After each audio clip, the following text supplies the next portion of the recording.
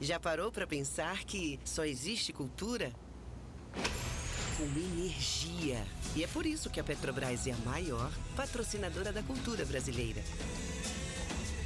Se depender da gente, essa energia nunca vai faltar. Programa Petrobras Cultural. Mais energia para a cultura. Petrobras, líder na transição energética justa. O Brasil é a nossa energia.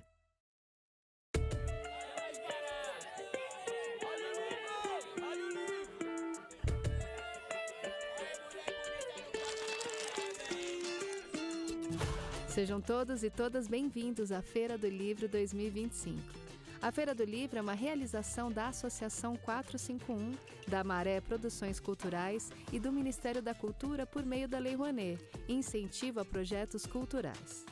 Apresentador exclusivo Petrobras. Patrocínio Prefeitura de São Paulo e Motiva por meio do seu instituto na categoria Prata, Itaú Unibanco na categoria Bronze. Apoio Instituto Ibirapitanga, Pinheiro Neto Advogados e Enjoei. Parceria institucional Mercado Livre Arena Pacaembu, Museu do Futebol e Secretaria da Cultura, Economia e Indústria Criativas do Estado de São Paulo. Secretaria Municipal de Esportes e Lazer, Secretaria Municipal da Pessoa com Deficiência, Biblioteca Mário de Andrade e Livraria da Travessa. Apoio institucional Embaixada da França no Brasil, Instituto Camões, Instituto Cervantes, Canada Council for the Arts, Acción Cultural Espanhola, Ernesto Tsirunik Advocacia, ETAD, Vagalume, Ecoar, Quiro, Inside by Meliá São Paulo e Genópolis, Bubu Restaurante e Ovo. Parceria de mídia, TV Brasil, Rádio Nacional de São Paulo, Folha de São Paulo, UOL, JCDecaux, Revista Piauí e Publish News. Acompanhe a cobertura completa da Feira do Livro 2025 no site da revista 451. Acesse www.451.com.br e também nas nossas redes sociais, @a Feira do Livro. Viva o livro brasileiro!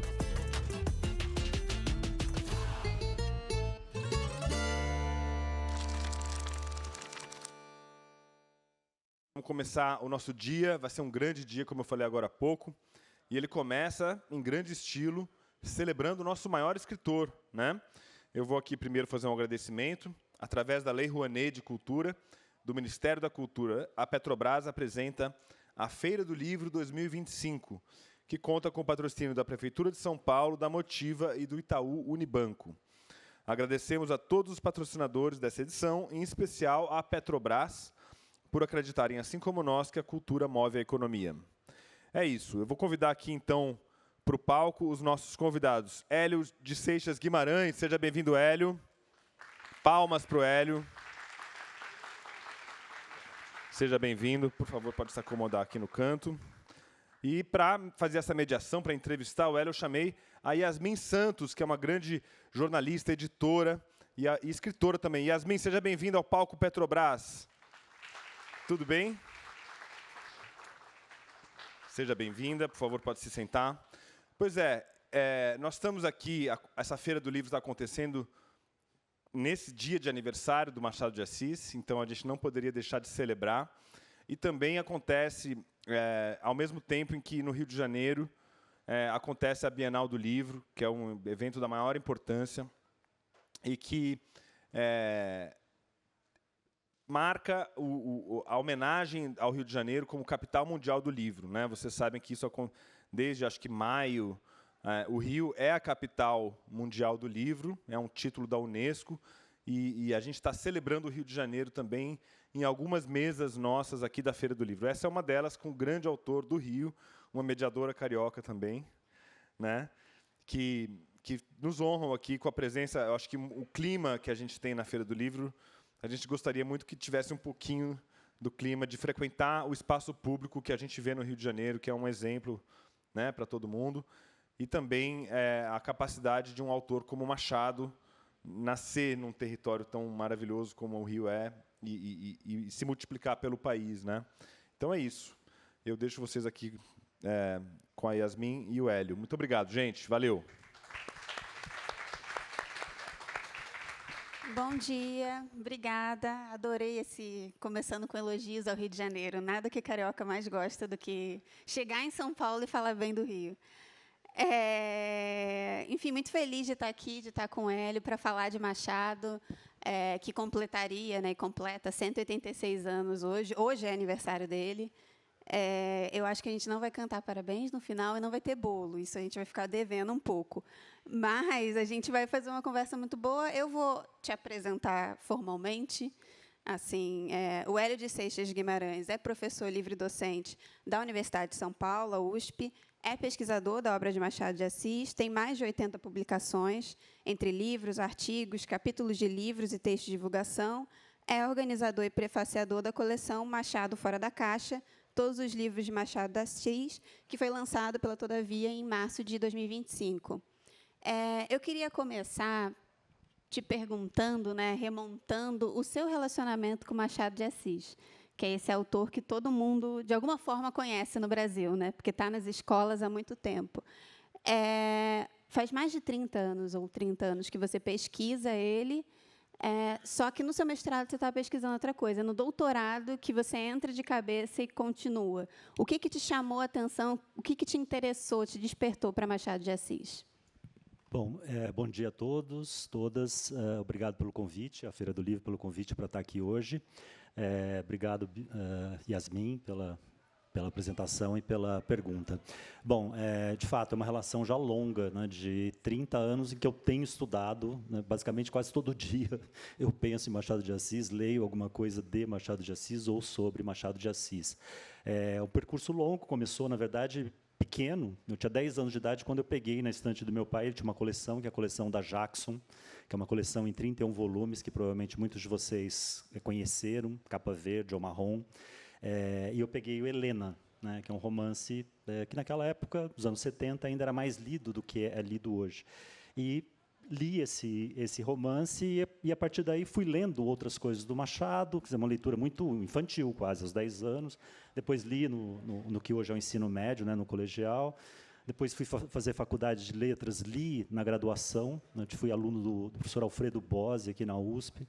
Fui fazer pós-graduação na Unicamp, fui aluno do Roberto Schwartz, que estava publicando, na época, Um Mestre na Periferia do Capitalismo. Enfim, e as leituras foram mudando, né, de feição. Quer dizer, uma leitura infantil, uma leitura, né, da educação básica, uma leitura na universidade, né, e depois acabei caindo nisso, né. Eu fiz, na verdade, um projeto de mestrado, que era sobre o alienista, do Machado de Assis.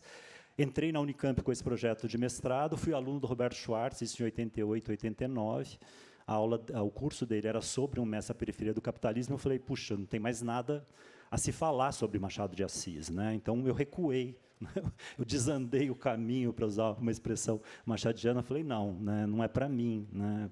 Uma interpretação incrível, né, do Memórias Póstumas de Brás Cubas e da obra do Machado de Assis. E fui fazer um mestrado que tinha a ver com o Machado de Assis, porque tinha a ver justamente com o Machado de Assis, foi muito adaptado para televisão, principalmente os livros, né, da chamada primeira fase, ou da fase romântica. E eu fui fazer um mestrado, porque quando eu li Helena aos 10 anos de idade, era justamente o momento em que Helena estava passando na televisão, na Rede Globo, num horário das 6, chamado Faixa Nobre, em que se começou a adaptar, né, foram adaptadas obras clássicas da literatura brasileira nesse horário, e foi uma sequência, né, e a Helena abriu, né, essa série. Então, eu fui fazer um trabalho que era sobre adaptação de textos literários para televisão, né, que tinha como ponto de partida o Machado, mas já não era sobre Machado. Enfim, então o caminho foi um pouco esse. E aí, depois, muitos anos depois, já no meados dos anos 90, quando eu entrei no doutorado, e aí eu fui trabalhar com Machado, e aí fiz um texto sobre os leitores de Machado de Assis, e pensando que ia fazer um doutorado sobre Machado de Assis e ia tomar um outro caminho. E, na verdade, não foi assim. Na verdade, aquilo se desdobrou, né, em outras pesquisas, outros assuntos, e estou aqui até hoje, são quase 30 anos. Mas o que te chamava mais atenção, assim, dessa primeira leitura de Helena, lá na sua época juvenil, e até hoje? O que continua te atraindo em Machado? Olha, o que continua me atraindo no Machado, e acho que isso é indissociável, digamos assim, né, das releituras do Machado, é um pouco é um universo, né? Você está diante efetivamente de um universo literário muito peculiar. E o que você consegue imaginar a partir daquilo que está escrito. Quer dizer, é um texto, né?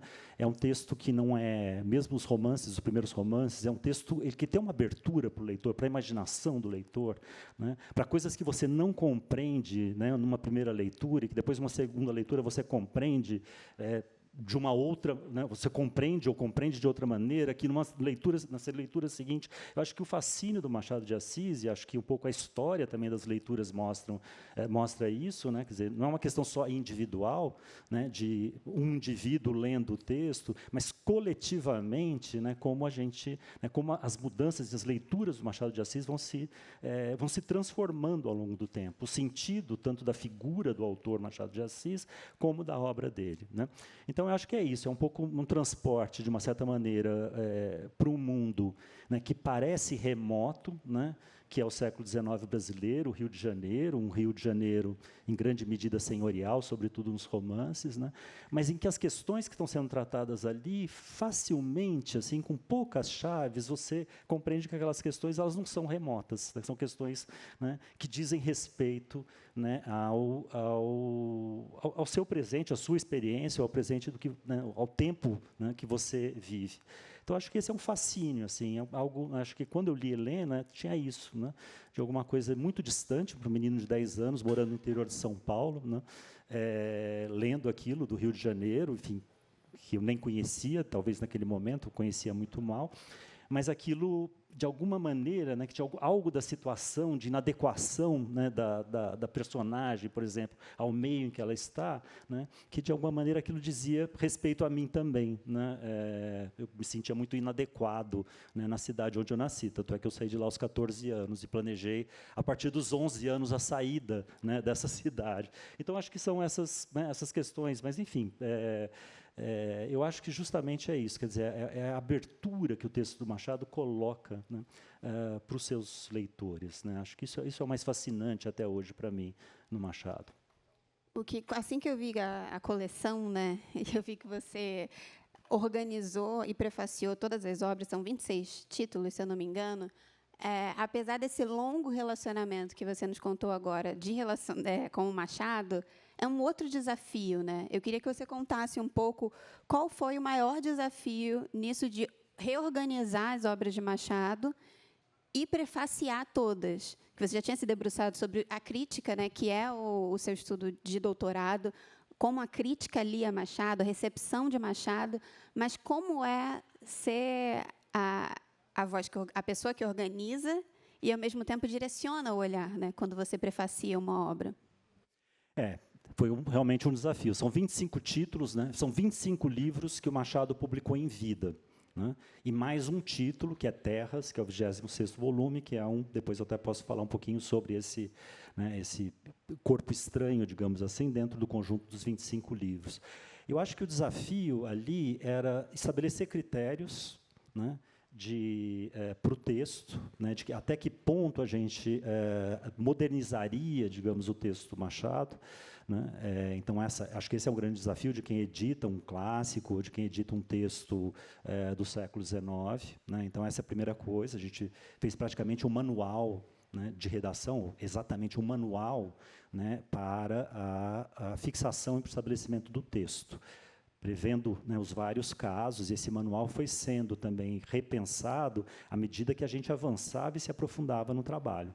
São 25 títulos, né, compreendendo poesia, teatro, conto, romance, textos, né, alguns volumes de miscelânea, que incluem também crônicas. Né. Então, como o tratamento, por exemplo, que você vai dar na poesia, né, em termos de modernização, não pode ser exatamente o da prosa.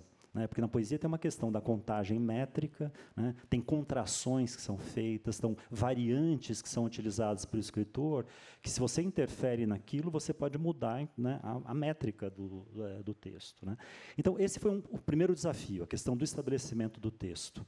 E o segundo desafio foi, ao prefaciar, ao escrever as apresentações, né, para cada livro, ficar, de fato, numa apresentação, né, de dar elementos, algumas chaves possíveis de leitura para o texto, mas sem entrar numa interpretação do texto, sem fechar, digamos assim, o sentido do texto. Justamente por isso, eu acho que o prazer, digamos assim, né, de ler e poder, né, pensar e interpretar o texto do Machado, como eu disse, acho que esse é um dos fascínios do texto, é como o leitor vai se posicionar e o que ele vai ver naquele texto, né, que cada texto é um pequeno universo, né, acho que essa é a graça, né. Então, quando a gente fecha a interpretação, eu acho que perde um tanto da graça, principalmente numa coleção que quer convidar, né, as pessoas a lerem o Machado e a lerem também um Machado, às vezes, muito pouco conhecido, né, que é o Machado poeta, um Machado contista, né. Então, a medida também dessa apresentação, até que ponto, né, o que tipo de informação, que tipo de elementos, que tipo de ferramentas iam ser oferecidas para o leitor sem produzir uma espécie de fechamento do texto. Então, esse foi um grande desafio, na verdade. Então, são duas frentes, né? Essa da intervenção no texto e do modo de apresentação do texto. E você comentou já que a leitura crítica de Machado mudou muito ao longo do tempo, né? A gente estava conversando nos bastidores, depois que eu li o prefácio de Dom Casmurro, de como ainda, assim, na história, é muito recente essa leitura de Capitu traiu, isso já estava estabelecido quando o livro foi lançado, né, essa leitura, mas será que Bentinho não é um narrador confiável? Talvez seja um narrador neurótico? Como isso é muito recente? Eu queria que você falasse não só de Dom Casmurro, mas também dessa leitura que foi mudando conforme a sociedade foi mudando, Machado foi continuando atual, mas o que estava acontecendo ao nosso redor foi encontrando eco no texto de Machado. Tem viradas assim muito importantes na leitura do Machado, né? Quando o Machado é lido pelos seus contemporâneos, e até um pouco depois da sua morte, ele é visto como um escritor à parte, né? Como um escritor de exceção dentro, digamos assim, da literatura brasileira. É um escritor muito estranho, né? Porque aquilo que ele produz não está de acordo, né? Não está em acordo, não está em consonância com o que se esperava, por exemplo, do que seria uma literatura brasileira. Isso especialmente no romance, né? Isso é mais visível, né? Então, o Machado ele foi lido como um escritor, reconhecia-se a qualidade do escritor, seus contemporâneos perceberam a qualidade da escrita, né?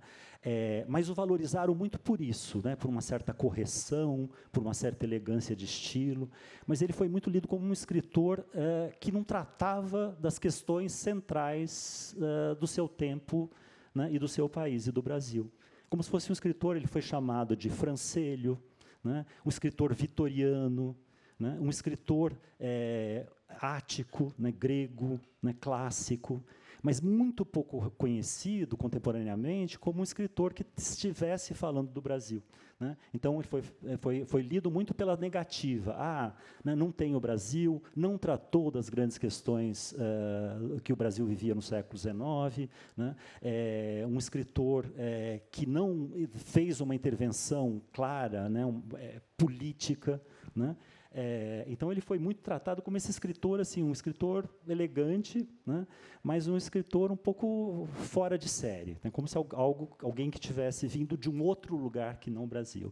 Nada mais diferente do que a visão que hoje a gente tem do Machado de Assis, que foi se transformando ao longo do século XX, em que ele passou a ser entendido, né, não só como um escritor que estava tratando das questões brasileiras, né, um escritor que tem ali, né, uma reflexão sobre a vida brasileira, sobre a história brasileira, como o escritor mais crítico e mais profundamente crítico do modo da sociedade brasileira, né? Não só do seu tempo, mas da sociedade brasileira, do que ela carrega ainda, né? De questões que estavam presentes no século XIX e hoje. Então, tem uma guinada crítica, né, ao longo do tempo na obra do Machado, que desse escritor, né, um pouco alienado, digamos assim, né, das questões brasileiras, ao escritor, né, mais crítico, que é a visão hoje mais dominante, né? Isso é uma transformação, né, de um cavalo de pau, digamos assim, né, do ponto de vista do entendimento crítico. E isso é muito visível, né, num romance como Dom Casmurro, que foi um romance lançado em 1900, né, que foi lido durante 60 anos como um livro que trata do adultério feminino, né, que é algo muito recorrente dentro da literatura da segunda metade do século XIX, né, os romances de adultério, a começar da Madame Bovary, do Flaubert, né, que isso gerou, digamos assim, uma quantidade enorme de romances em várias línguas, publicados em vários lugares, sobre o adultério feminino, né. E essa foi a chave de leitura predominante durante 6 décadas. Então, a ideia, aquilo que o narrador de Dom Casmurro coloca, né, ao final, com uma espécie de romance de tese, né, em que ele vai chegar à conclusão de que, de fato, ela, a sua amada e o seu melhor amigo, Escobar, o traíram, né, essa é a tese do romance, ela vai ser naturalizada pelos leitores durante décadas. Em 1960, uma crítica norte-americana, chamada Helen Caldwell, publicou um livro chamado O Otelo Brasileiro de Machado de Assis, em que ela defende a tese contrária ao narrador, né, de que, na verdade, não houve traição e de que tudo aquilo fazia parte da imaginação do Bento Santiago, do narrador, personagem, né, o narrador Dom Casmurro, que é o Bento Santiago, que era um neurótico, né. Ela chegou à conclusão, né, a sua conclusão, a sua tese, quase 10 anos antes, quando ela traduziu o romance para o inglês. Ela começou a fazer a tradução do romance, e aí, logo no primeiro capítulo, o narrador diz assim, ele diz que o sentido de Casmurro não é aquele que está nos dicionários, mas o sentido de um homem calado, metido consigo mesmo, né? Como se fosse, não como um cabeçudo, um turrão, né? Alguém, né, obstinado, né, por uma ideia ou por uma pessoa. E o narrador vai dizer o seguinte: não consultes dicionário. Né? Casmurro aqui não vai no sentido dos dicionários, mas nesse sentido, né, que eu estou colocando e que eu estou afirmando. Quer dizer, é o início, digamos assim, né, de uma busca, digamos, de cooptação do leitor para a sua interpretação do romance. Para uma tradutora, né, a Helen Caldwell morava nos Estados Unidos, nunca tinha vindo ao Brasil, tinha aprendido português na universidade, e, obviamente, para um tradutor dizer não consulte o dicionário é um absurdo, né? Todo tradutor que preze vai buscar, né, o dicionário. E ela vê que o sentido, né, de Casmurro nos dicionários de língua portuguesa era aquele do obstinado, cabeçudo, do insistente, né, dessa figura do narrador ali que está, né, buscando construir uma figura feminina, né, de uma mulher, né, que na juventude, ela é audaz, né, ela é impertinente em alguns casos, em alguns momentos, né, e essa mulher audaz, impertinente, né, que se interessa por coisas que não são coisas de mulher, né, ela na vida adulta ela se transforma, né, na mulher que vai traí-lo. Né? Então, ela começa a desconfiar desse narrador e vai fazer uma leitura durante anos e anos. Ela vai gestar aí, né, uma leitura que vai na contramão daquilo que estava assentado dentro da crítica brasileira e das leituras, de uma maneira geral, colocadas no Brasil, né, de que a Capitu tinha traído. Então, se cria, né, a partir dali, essa possibilidade, digamos assim, de leitura do romance que tem a ver, né, com a não traição da Capitu. Né? Então, essa ideia do traiu, não traiu, é uma ideia, como você disse, relativamente recente. é uma questão que está colocada nos anos 60. A crítica da Helen Caldwell ela foi lida, né? A gente tem registros de grandes críticos brasileiros que, inclusive, estavam trabalhando com questões afins às dela, digamos assim, das referências estrangeiras na obra do Machado, né? Que receberam assim com muito mal, né, a leitura da Helen Caldwell. Escreveram, publicaram, mas mantiveram uma espécie de grande silêncio em relação ao que ela fez sobre o Machado de Assis. Ela publicou esse livro em 60. Em 70, ela publicou um outro livro chamado Machado de Assis, The Brazilian Master and His Novels, né, o mestre brasileiro e seus romances, que nunca foi traduzido, né. Esse livro, O Otelo Brasileiro de Machado de Assis, que propõe essa leitura alternativa, né, do Dom Casmurro, demorou 42 anos para ser traduzido em português. Quer dizer, o fato da não tradução, né, desse livro mostra um pouco, né, quer dizer, como o ambiente, digamos assim, cultural brasileiro foi refratário a essa leitura alternativa, né, o que mostra aí um pouco também, quer dizer, né, de uma certa maneira, a trajetória, digamos, dessa tradutora e dessa crítica, né, de uma espécie de silenciamento, né, por parte da crítica, reproduz, de uma certa maneira, o silenciamento também que se coloca para a personagem Capitu no romance, né. A gente sabe que é um romance narrado em primeira pessoa, né, e que toda, né, a Capitu que emerge dali é uma personagem construída por esse narrador, Casmurro. Então, aí a gente tem uma virada, né, muito impressionante também na leitura desse romance, um grande clássico brasileiro, do autor, né, aquela altura já, o grande autor clássico brasileiro, né, que uma mulher estrangeira, né, vem interferir e intervir dentro de uma interpretação que estava assentada, né, e que era uma interpretação que naturalizava primeiro, né, o depoimento, né, ou a versão apresentada pelo narrador, né, pelo Dom Casmurro, e que naturalizava todos os comportamentos violentos que esse narrador tinha em relação à personagem feminina, né. Então, de uma certa maneira, quer dizer, né, é uma virada crítica, né, de grande envergadura, de grande proporção, né, e que é feita a partir de alguém que está fora, digamos assim, que desnaturaliza, né, os comportamentos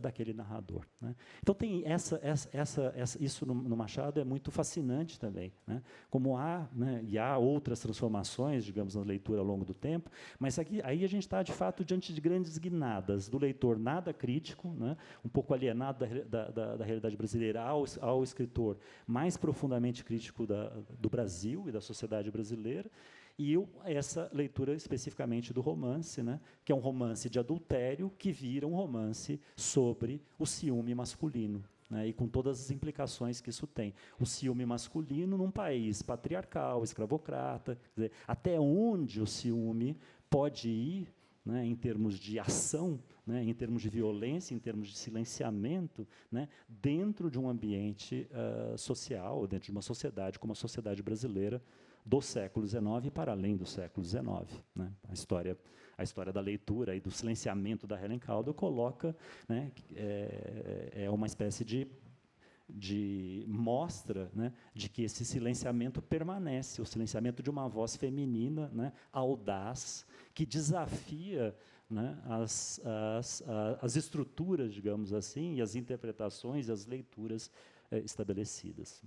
Não, é uma grande virada, eu acho que é a virada que realmente se impôs, porque eu sou de uma geração que, na escola, a minha leitura de Dom Casmurro não é um narrador confiável, perceba o que ele está fazendo com o leitor, o que ele está fazendo com a personagem, e tinha aquelas dinâmicas, né, da turma ali de adolescentes.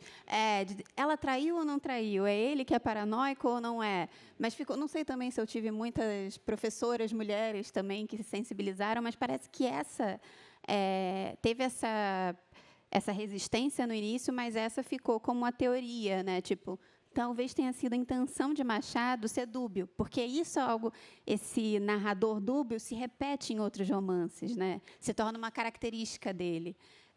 Uma outra virada, que talvez seja até mais recente, é essa reivindicação da negritude do Machado de Assis, que sempre se foi um autor negro e sempre se falava como mulato, um autor mulato, mas que a leitura do romance, embora a escravidão tivesse ali, a desigualdade social tivesse ali, não era feita a partir de entender o lugar dele, porque ele também desempenhava, era um funcionário público, estava numa alta classe social, mas isso complexificou, né? Trouxe um novo olhar para a obra de Machado, entender a negritude e o projeto. Tinha um projeto dele de como ele, me parece, estou perguntando, tá?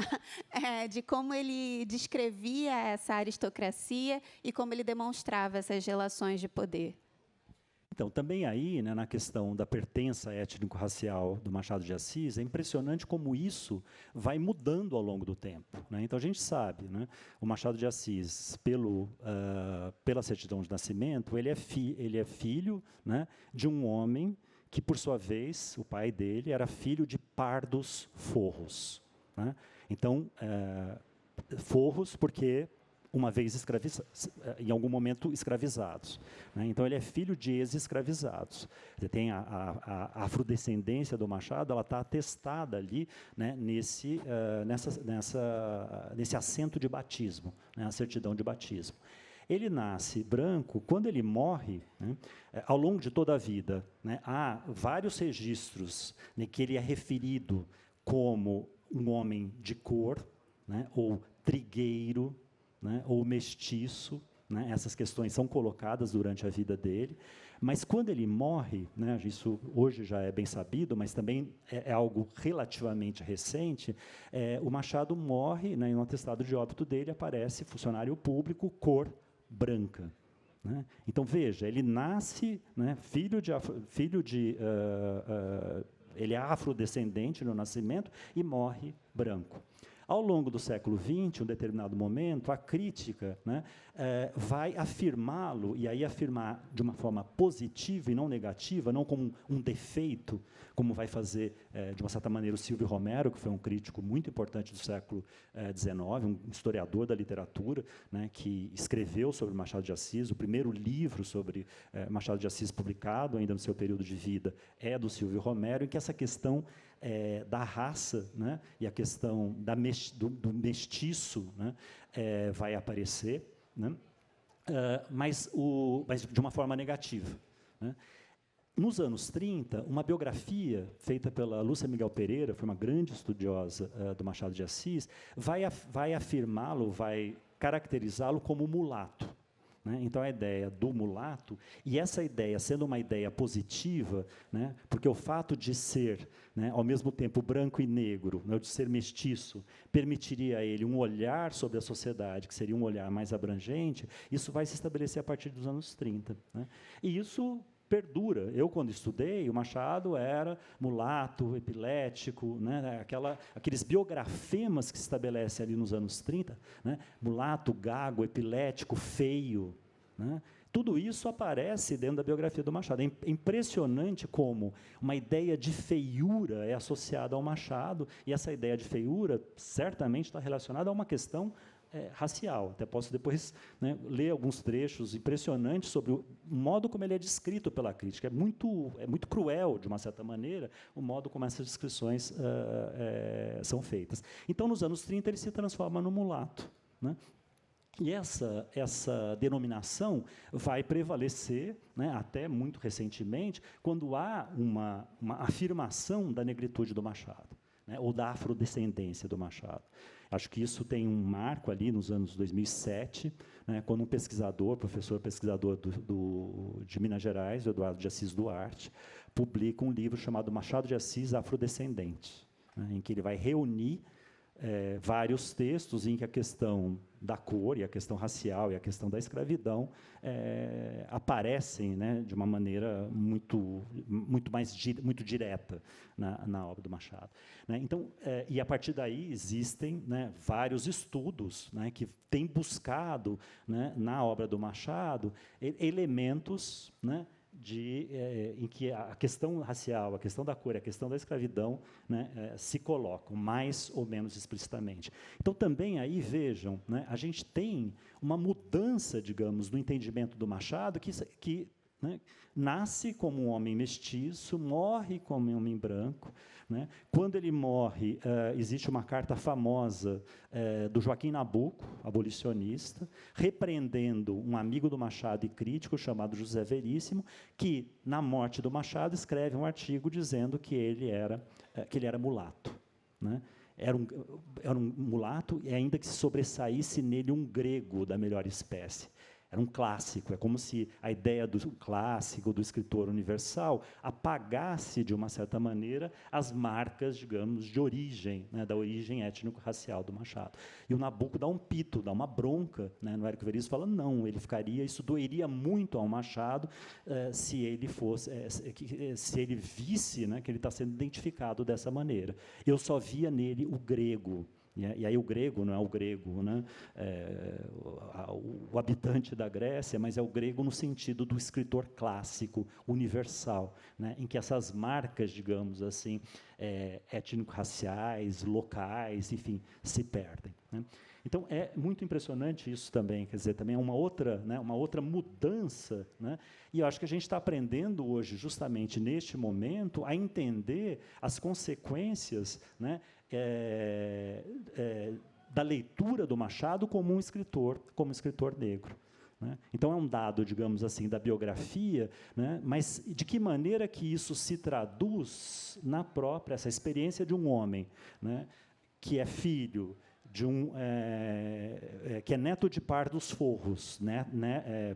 Neto de descendentes de africanos, e de uma mulher que vem dos Açores, presumivelmente branca, né, que vive no Rio de Janeiro, que é uma cidade, em grande medida, né, uma cidade africana, né, pela quantidade ou pela presença de pessoas de origem africana, né, uma cidade portuguesa, né, que grande parte da população que vivia no Rio de Janeiro do século XIX não tinha nascido no Rio de Janeiro, né, e grande parte dessa população que não era do Rio de Janeiro era ou descendente de portugueses ou de africanos. Né, de que modo isso marcou o texto do Machado? Acho que esse é o desafio que está colocado hoje, né, para além do tema, da aparição do tema, de que modo que a dicção do Machado, o olhar dele para o mundo, tem a ver com uma experiência, né, que é uma experiência individual, né, e é uma experiência coletiva, de uma cidade inteira, que era, né, em grande medida, africana, e de um passado africano que foi muito apagado, né, e que vem aparecendo hoje, também concretamente, né, por exemplo, a questão das pequenas Áfricas, ali em torno do Valongo, que tem um sítio arqueológico que esse passado, né, africano tem emergido. Né. Então, acho que é a mesma coisa no texto do Machado. Acho que é necessário hoje, né, um trabalho também arqueológico de entendimento de que modo que esse escritor, que foi lido como uma figura estranha no século XIX, de que modo que ali tem ressonâncias né, dessa origem, dessa experiência, dessa vivência de um mundo, né, que era, né, um Rio de Janeiro luso, afro-brasileiro. Né, é uma cidade muito marcada por essas experiências. Então, acho que acho que a gente vive num momento assim, muito interessante de tentar compreender isso no texto, mais profundamente, né, no texto do Machado, como isso se coloca. Nossa, eu, como carioca, inclusive, recomendo muito, se alguém um dia for visitar o Rio de Janeiro, fazer o circuito da herança africana ali na pequena África, para saber essa memória que tentou ser apagada, né, mas que depois volta, ressurge, assim, e hoje está lá para ser visitado, para você entender realmente como aquela cidade foi construída com sangue africano, né? Isso é tudo muito recente, né, Yasmin? Quer dizer, isso rebate também. Quer dizer, o Machado é uma caixa de ressonância, né, é isso que eu acho que é muito interessante, das grandes questões, dos grandes debates que se colocam no Brasil, né, desde o século XIX, desde o momento em que ele estava vivo. É muito impressionante como as questões que estão acontecendo em outra parte, né, elas rebatem no Machado. Então, essa arqueologia, né, esse passado que está emergindo no espaço urbano do Rio de Janeiro, né, ele tem a ver com o modo como o Machado está sendo ressignificado neste momento, né. E o que é interessante também, o que diz um pouco respeito à história das leituras do Machado, é que, ao longo do século XX, a crítica se pôs a entender quais são as relações de Machado com a literatura inglesa, com a literatura francesa, com a literatura alemã, com a literatura italiana, né, com as literaturas prestigiosas, né, e europeias. Né. Mas muito pouco se investiu até hoje, e acho que esse é um momento que a gente está, e acho que é muito promissor, de como a experiência da escrita do Machado está marcada por esse ambiente no qual ele viveu, em que as referências estrangeiras eram muito importantes, e certamente o Machado foi um grande leitor, né, das literaturas de vários tempos e lugares, e leu em várias línguas também, né, mas o quanto a dicção do Machado, a escrita do Machado está marcado por essa experiência, né, que é a experiência de vida. O Machado nasceu nessa cidade, cujas características eu já mostrei, de uma família que era uma família, né, de origem europeia e africana, né, se casou, ele com um homem, né, afrodescendente, se casou com uma mulher portuguesa, conviveu a vida inteira. A família de origem dele ele perdeu muito jovem, a mãe morreu cedo, o pai morreu um pouco mais tarde, mas ainda com ele ainda jovem. A família que ele teve foi uma família portuguesa. Os círculos de amizade do Machado eram ou afrodescendentes, o primeiro editor, Paula Brito, né, ou portugueses emigrados do Rio de Janeiro, grandes amigos que eram portugueses emigrados. Esse circuito do Machado que a gente conhece ainda muito pouco. Né. Então, é interessante, quer dizer, com uma postura também, como tem a ver com uma postura cultural, né, nossa, né, de olhar as referências, seriam as referências prestigiosas, europeias. Né. Isso foi muito bem destrinçado pela crítica. Né. Agora, essa outra questão, né, a questão que tem a ver, que é o óbvio, né, um homem que nasceu, né, na família, né, com a origem que ele nasceu, no ambiente que ele nasceu, na cidade que ele nasceu, que conviveu com as pessoas que ele conviveu, certamente isso tem, né, ressonância na sua obra. Né, isso que a gente ainda conhece pouco. Não, deve ser muito interessante mesmo fazer esse elo com a diáspora africana, o que estava sendo produzido na época, talvez nos Estados Unidos, em outros lugares, que pode ter uma relação intencionalmente ou não intencionalmente, ou não sem intenção nenhuma, por completo desconhecimento do Machado, mas que haviam experiências parecidas em outros lugares. E essas são leituras que estão sendo feitas agora. Tanto que nós temos autores contemporâneos brasileiros, como Eliana Alves Cruz, o Giovanni Martins. Todos reconhecem e admiram algo no Machado que ainda ecoa na literatura deles. Isso é impressionante. Isso é o ideal de imortalidade que eu, talvez, acho que Machado imaginava ao criar a Academia Brasileira de Letras, que é se passar 186 anos e as leituras continuarem se multiplicando e se complexificando sobre a obra dele.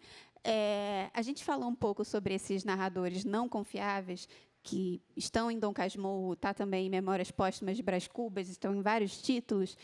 Isso, de certa forma, de criar um narrador não confiável, revela um certo ceticismo da parte de Machado de Assis, de como ele entendia a natureza humana? Acho que sim. Quer dizer, são narradores extremamente complexos, ambíguos, né, e que permitem, historicamente, viver, que permitem leituras diversas, até opostas e contraditórias entre si. Né. O texto comporta esse tipo de leitura. Então, acho que o Machado tem ali, né, uma estratégia de escrita, né, inclusive, né, que é muito marcada pela ironia, né, isso é célebre, a ironia machadiana, e que também foi uma ironia muito, né, e um humorismo presente no Machado, que foi muito estudado a partir das matrizes inglesas, né, de humorismo inglês, quer dizer, como Machado, como uma espécie de discípulo, né, do Lord Sterne e de outros escritores que são dessa linhagem, digamos assim, do humorismo inglês. Mas tem algo do humorismo e da ironia que, a meu ver, é muito carioca também, né, e que tem a ver muito com uma estratégia de sobrevivência. né? Outro dia, num evento ali sobre a questão da negritude do Machado, foi colocada a seguinte questão, quer dizer, o porquê da ironia, né? E era uma diretora do Rio, justamente lá da Maré, que fez uma peça muito legal, me fugiu o nome dela agora, que era uma adaptação do Pai contra a Mãe. E ela dizia assim, olha, a ironia é uma estratégia de sobrevivência. Quando você vive na favela, quando você vive numa situação limite, você tem que ser irônico para você não enlouquecer. Né? Quer dizer, a ironia é um modo de você não enlouquecer, é um modo de você dizer alguma coisa, né, que você não vai confrontar diretamente, mas que você está dizendo. Né? E, no caso do Machado, eu comecei a pensar a ironia do Machado por uma outra chave. Né? Quer dizer, de fato, ele disse coisas que a gente aprendeu a duras penas a ler no texto dele, mas que não afrontavam e não confrontavam diretamente, e ele pode ser lido como esse escritor que estava ali, um escritor anódino, né? Que não estava dizendo grandes coisas sobre o Brasil, como eu disse antes. Ele não está falando do Brasil, ele não está falando das grandes questões do Brasil. E a gente aprendeu a ler no Machado, né, atravessar de uma certa a ironia para ler outras possibilidades de sentido que estão no texto, né, e que tratam, né, da crueza que é a vida brasileira. Isso a gente foi aprendendo com, né, uma sucessão de gerações de críticos, né, que foram tratando disso. Então, esses narradores dúbios, essa dubiedade, né, e essa dubiedade ou essa ambiguidade, ela se sustenta numa ironia, né, muito complexa, muito difícil de caracterizar, mas que acho que tem totalmente a ver, tem tudo a ver, né, com uma estratégia de sobrevivência, de possibilidade de dizer coisas como quem não estivesse dizendo, né. Então, isso foi notado já, isso a partir da segunda metade do século XIX, do século XX, né, pela crítica. O Machado diz coisas tremendas, duras, né, e sem afrontar, muitas vezes, o leitor. Ele não obriga o leitor, né, a interpretar a coisa de um jeito ou de outro, mas ele permite possibilidades de leitura variadas, né? Então, acho que isso é uma estratégia, né? O Eduardo de Assis Duarte, que eu citei, ele fala em uma poética da dissimulação, né? Como se isso fosse uma espécie de estratégia de sobrevivência do Machado, dentro do ambiente, né, em que ele navegou muito bem, mas que certamente não lhe era favorável pela origem, né, pela origem que ele tinha, né? Nossa, muito interessante isso. Eu nunca tinha visto por essa perspectiva. Fiquei aqui pensando que eu sempre vejo uma diferença de comportamento, por exemplo, Rio de Janeiro, uma cidade marcadamente negra, Salvador, uma cidade marcadamente negra, em que tem mesmo no jeito, no estilo da cidade, de um jeito irônico, um jeito brincalhão, de não ser, enquanto São Paulo é uma cidade mais sisuda, que se leva mais a sério, você vê isso, e isso está, de fato, presente em várias, na literatura afrodiaspórica, de forma geral. E eu nunca tinha reparado para ler essa ironia de Machado por essa ótica racial. Isso é muito, muito interessante. Isso é um elo que eu imagino que esteja sendo feito agora, como você falou, com o Eduardo de Assis Duarte, com mais frequência a partir de agora. A gente está se encaminhando para o fim. Quem quiser fazer perguntas, estão recolhendo ali para fazer por papel, que eu vou ler. Uma outra coisa que eu fiquei pensando tem algum romance, porque é isso, são muitos títulos, 26 títulos nessa coleção. Você falou de Helena, a gente falou de Dom Casmurro, Memórias Póstumas, que são talvez os mais famosos, mas qual que você acha que é o mais subestimado, que o público tinha que olhar com mais atenção, ou o mais complexo, que revela, mais revelador do projeto literário de Machado de Assis? É difícil, né, escolher um, assim, mas eu acho o Exaú Jacó um romance absolutamente extraordinário que ainda precisa ser lido, relido e repensado, né? Eu ensino, né, literatura no curso de graduação na USP já há muitos anos, e eu sempre trabalho com esse romance. Eu acho que ali né, muitas das questões que vêm sendo trabalhadas dos romances, elas ganham ali um nível de complexidade muito impressionante, né? E é um romance que trata, né, ele se passa justamente a narrativa, né, se passa ali em torno do período da abolição, né, e da República, né? Mas não é um romance histórico, né? Mas é um romance que trata, né, de uma maneira assim muito especial sobre esses grandes acontecimentos do século XIX. Eu acho um romance extraordinário, um romance difícil, né?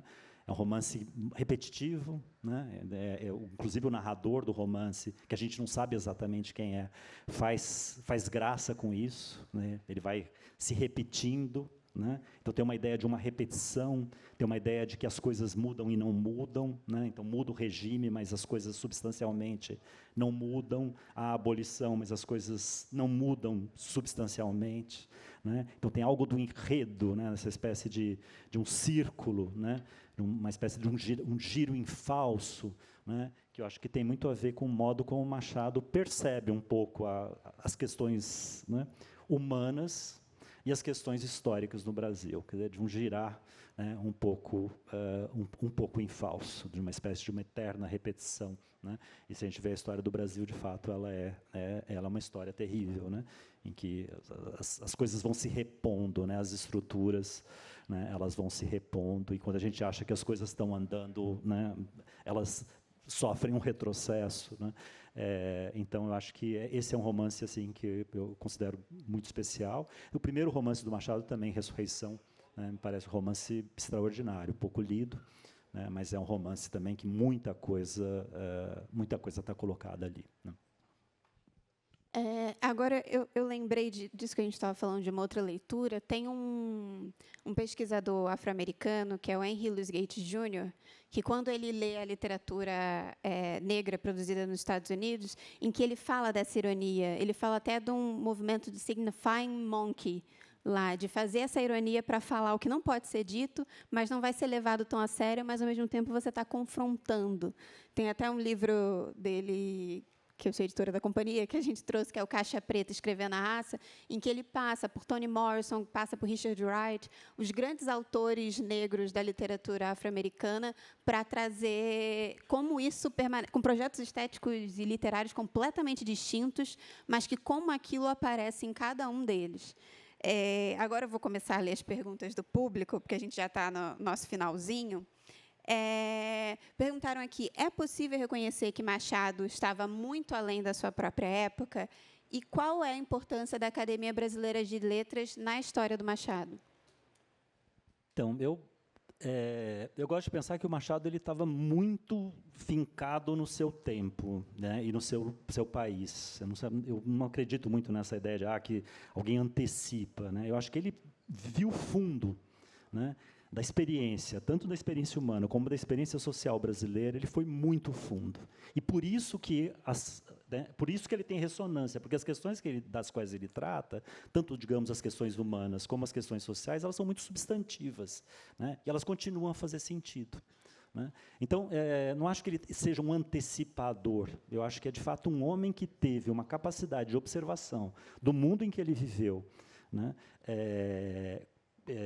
E isso, ele teve essa capacidade, né, pelo que a gente vê, também pelas posições que ele ocupou, né, na vida, né, como jornalista, depois como funcionário público. Ele estava lidando com questões cruciais do Brasil, e ele transformou isso em literatura, né? Então, eu acho que eu gosto mais de pensar no Machado como um homem profundamente enraizado no seu tempo e no seu país, como um homem do seu tempo e do seu país, como ele acha que um escritor, né, devia ser.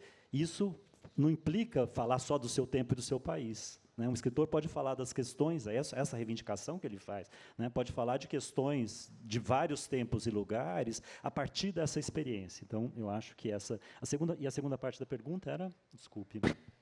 Qual a importância da Academia Brasileira na história do Machado? Olha, a Academia, né, foi uma aposta na qual o Machado investiu muito, né? Acho que o Machado foi um escritor que tinha um senso, né, da permanência e da posteridade muito fortes, né? Ele participou de várias associações de escritores, né, que não se desenvolveram desde a juventude. Esses grupos de portugueses emigrados fizeram vários tipos de associação. Machado era muito associativo, né, muito gregário nesse sentido. E ele fez várias tentativas. E na fundação da academia e na presidência da academia, ele foi presidente da Academia Brasileira de Letras, né, até a morte, eu acho que ele viu ali uma forma de consagração, né, e de permanência, né? Então, acho que o Machado é um autor que teve sempre muito preocupado, e a gente vê isso nos livros, né, naquilo que ele recolheu. Machado publicou, a maior parte da sua obra saiu na imprensa primeiro, jornais, revistas, né, e depois ele recolhia isso para publicação em livro. Ele foi extremamente cuidadoso, né, nessa recolha, nessa seleção, né, queria deixar, digamos assim, no formato mais estável do livro para a posteridade. E acho que, do ponto de vista institucional, né, a academia foi uma grande aposta do Machado para a permanência dele, né?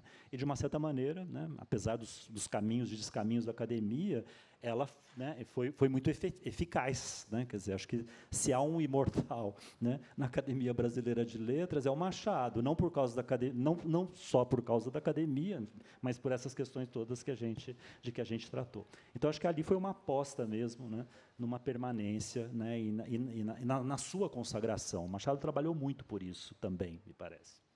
Não é nenhum aniversário redondo, e olha quanto a gente veio comemorar o aniversário dele, se isso não é imortalidade, né? Uma pergunta aqui, da Isadora.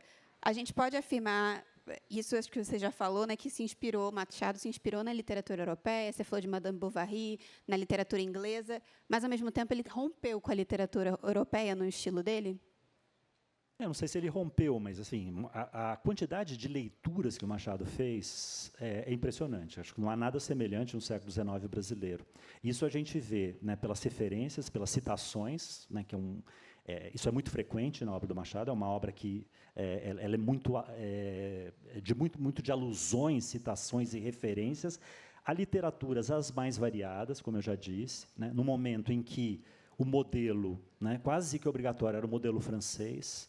Né, o Machado vai buscar na literatura inglesa ou da literatura em língua inglesa do século XVIII referências, o que causa um enorme desnorteamento da crítica brasileira, né, que não estava esperando referências que não fossem as últimas referências francesas, né. Então, o Machado ele recua no tempo, ele vai para uma tradição que não era a tradição principal de referência para a produção da literatura brasileira do século XIX, né, e ele dialoga, né, com o mundo.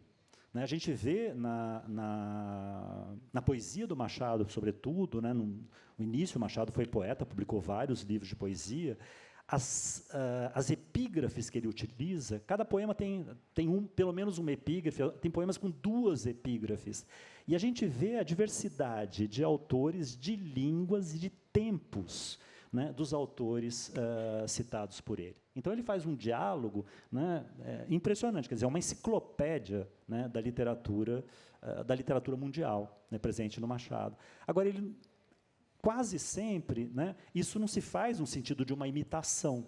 Né? Muitas vezes isso é feito, inclusive, de forma irreverente, paródica, né? O que é uma espécie de reconhecimento, né? Reconhecimento das referências, do prestígio delas, mas um distanciamento, né? Não de uma reverência direta ou de uma submissão. Né? Acho que o Machado teve muita consciência de que ele estava fazendo algo diferente a partir dessa enormidade, é uma enormidade de referências que ele utiliza para a composição da sua literatura. É algo muito especial, né? Se a gente pegar os contemporâneos dele, né, a gente não vê nada parecido em termos do arco, né, de leituras, daquilo que ele leu. Né? E não só que ele leu e citou, né, ele processou aquilo, né, ele digeriu aquilo, ele transformou, ele usou, ele se apropriou efetivamente daquilo para a construção dos seus textos. Né? Então, não é simplesmente uma citação pura e simples, né, para, digamos assim, se enaltecer ou se colocar ao lado de nomes prestigiosos. Acho que ele fez isso também, né? Mas ele transformou isso na sua literatura. E isso é muito especial. Admirável. Uma outra pergunta. Me parece que essa pessoa que não assinou está numa situação igual você quando queria começar a pesquisar Machado. Já foi dito tudo que podia. Já há muitos anos de pesquisas fenomenais sobre Machado. Como enxergar e procurar por aquilo que ainda não foi dito sobre Machado? Eu acho que aqui eu falei de algumas coisas, né, que acho que estão aparecendo, né, em torno do Machado. Quer dizer, essa virada recente, né, em que a questão racial do Machado ganha uma outra, né, configuração a partir da afirmação da negritude, acho que isso abre caminho, né, e tem aberto caminhos para pesquisadores revelarem dimensões, né, chamarem atenção para alguns textos do Machado que eram um pouco visíveis, né, ou que eram um pouco lidos, ou que eram um pouco valorizados. Então, eu acho que é uma questão de estar atento aí um pouco às discussões que se colocam hoje. Agora, eu sempre digo, né, para os alunos, eu acho que, né, aquilo que eu vivi ali, uma certa, né, o recuo que eu fiz, né, ali no mestrado, depois acabei voltando sem planejar para o Machado, eu acho que a gente não deve se intimidar, digamos assim, né, pelo que já foi dito, né, porque eu acho que realmente um escritor desse porte, e acho que é também uma figura muito especial dentro da literatura brasileira, né, ele sempre estará dizendo coisas diferentes para a gente. Tem sido assim, né, há um século e meio, né, de leituras do Machado, até mais, né, que o Machado vem provocando reações, né, que a gente conhece, publicadas por escrito, né, e eu acho que isso, acredito que seja um escritor de um tamanho, né, e que vai sustentar, digamos assim, leituras e interpretações diversas por muito tempo. Então, acho que a gente está começando, né, a conhecer Machado de Assis. Alguém da plateia muito atento lembrou que você, ou atenta, não sei, lembrou que você falou do livro póstumo de Machado, falou assim, depois eu vou voltar a ele, você não voltou. Livro póstumo? Não é, na coleção não tem 26 títulos, 25 tem. E 26º é um livro póstumo. Desculpa, é o que está fora, digamos assim, da série. É um livro, na verdade, que se chama Terras, que é o 26º título dessa coleção de 25, e que ali a gente escolheu, é o único livro, isso é muito impressionante, o Machado usou cerca de 80 assinaturas diferentes para identificar seus textos publicados na imprensa. Mas, quando ele foi publicar em livro, ele escolheu, já desde cedo, de 1861, né, em que ele tinha 22 anos, né, quando ele publica o primeiro livro autoral, que é Desencantos, uma peça de teatro, ele escolhe o nome literário, Machado de Assis. O nome inteiro é Joaquim Maria Machado de Assis. Ele escolhe Machado de Assis e ele coloca esse carimbo, essa chancela, esse nome autoral, em todos os livros que ele publicou, né? Esse livrete que ele publica, chama Terras, que saiu em 1886, alguns anos depois do Brás Cubas, é, na verdade, um livro que ele assina com as iniciais, MDA, né, e que é uma compilação que ele faz de leis, decretos, né, dispositivos jurídicos que tratam da questão da posse de terras no Brasil. Ele faz isso como funcionário da Secretaria de Agricultura, ele foi funcionário público durante mais de 3 décadas, né? E ele trabalhou grande parte desse tempo na Secretaria de Agricultura, que teve vários nomes, esse nome foi mudando, mas era basicamente isso, agricultura, obras públicas, viação e obras públicas.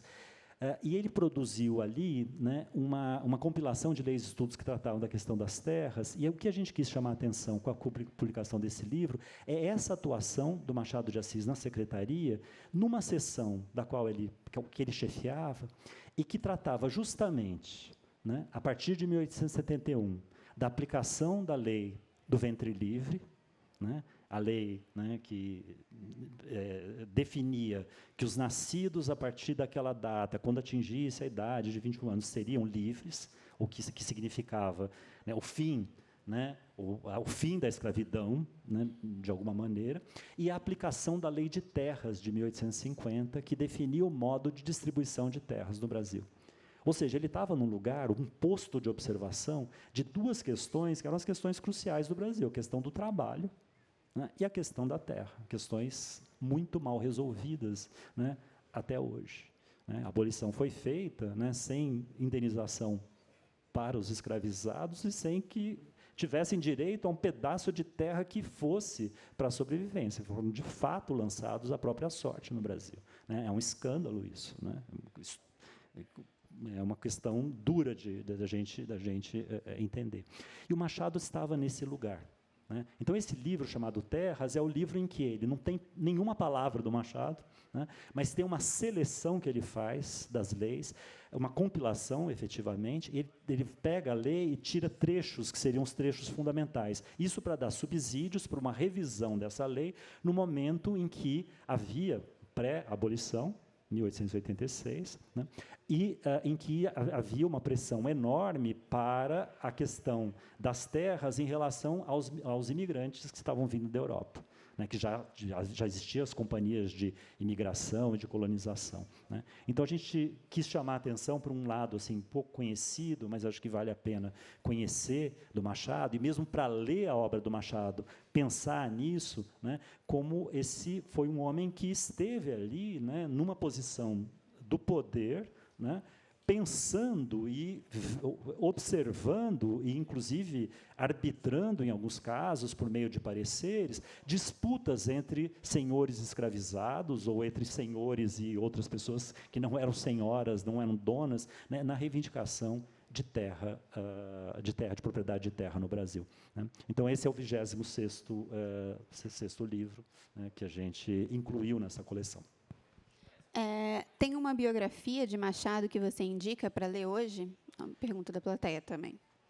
Olha, são várias as biografias do Machado, né? A primeira delas, que é uma biografia clássica, dessa autora que eu citei, Lúcia Miguel Pereira. Ela escreve em 1936 esse estudo crítico e biográfico, Machado de Assis, estudo crítico e biográfico, em que ela ali tem percepções a respeito da obra interessantes, onde a figura, digamos, do mulato se afirma de uma forma positiva, né? Então, o mulato, o Machado, o fato dele ser mestiço, o mulato não é uma coisa negativa, mas é afirmado como uma questão positiva. Essa é uma biografia do ponto de vista histórico interessante. Tem uma biografia em 4 volumes do Raimundo Magalhães Júnior, né, que foi publicada nos anos 80, que tem uma quantidade de informação enorme, né? Ele juntou muito material, né? E às vezes é quase uma compilação de materiais, mas tem muita informação colocada ali, né? Eu acho que essas são as biografias, digamos assim, mais fiáveis, né? Uma porque tem uma interpretação, a partir da biografia, ela de fato, né, ela traz uma interpretação da obra que é interessante, né, que é a da Lúcia Miguel Pereira. A do Raimundo Magalhães Júnior, pela amplitude, digamos assim, da documentação que ela traz. E tem uma biografia sendo produzida nesse momento, né, que deve sair, né, para um pesquisador do Rio de Janeiro, justamente. Mas é muito difícil biografar Machado de Assis, né? A gente não sabe quase nada dele até os 14, 15 anos de idade, quando ele começa a publicar, quando começam a sair publicações, né? Mas é um homem que foi muito reservado em relação à própria vida, né? Quase nada confessional, né? Enfim. Mas a gente tem materiais, e acho que isso aí talvez faça às vezes de uma biografia, isso eu recomendo muito a quem tem interesse, assim, um interesse maior no Machado de Assis, que é ler a correspondência dele, publicada em 5 volumes pela Academia Brasileira de Letras, que a publicação terminou, acho que em 2013, se não me engano. São 5 volumes. São as cartas recebidas pelo Machado e enviadas pelo Machado.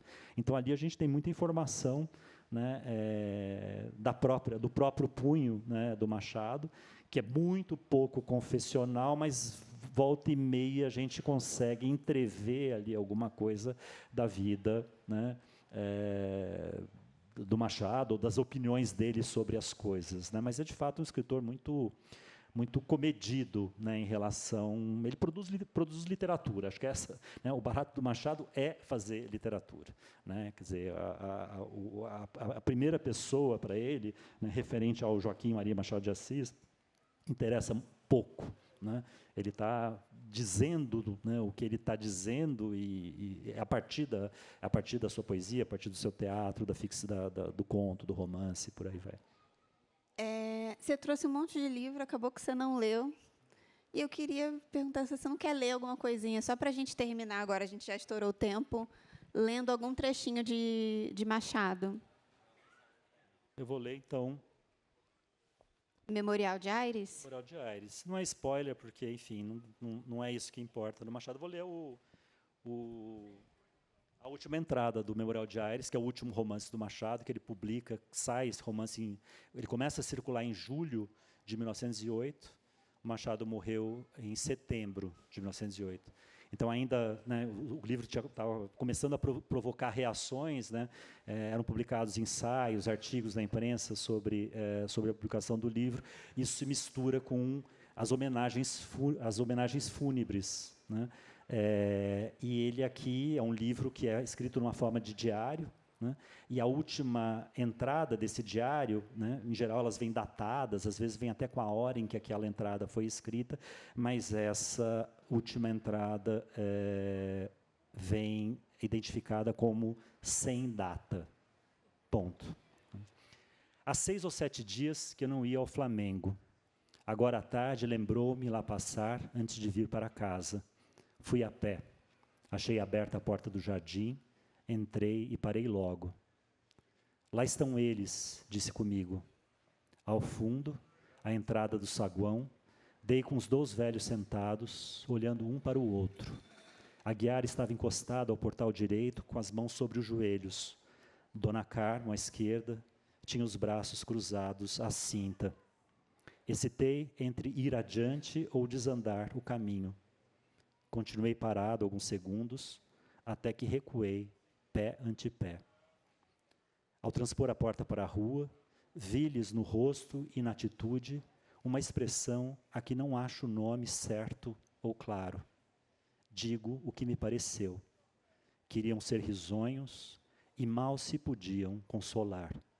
Consolava-os a saudade de si mesmos. Esse é o...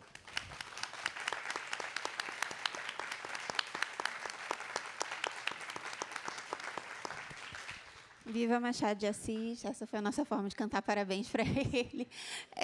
O Hélio vai estar autografando, né, os livros, se vocês quiserem, os livros da coleção da Todavia, ali na livraria Travessa. Eu acho que eu dei a informação certa, né? Acho que é isso. Obrigada a todo mundo que ficou aqui e veio prestigiar.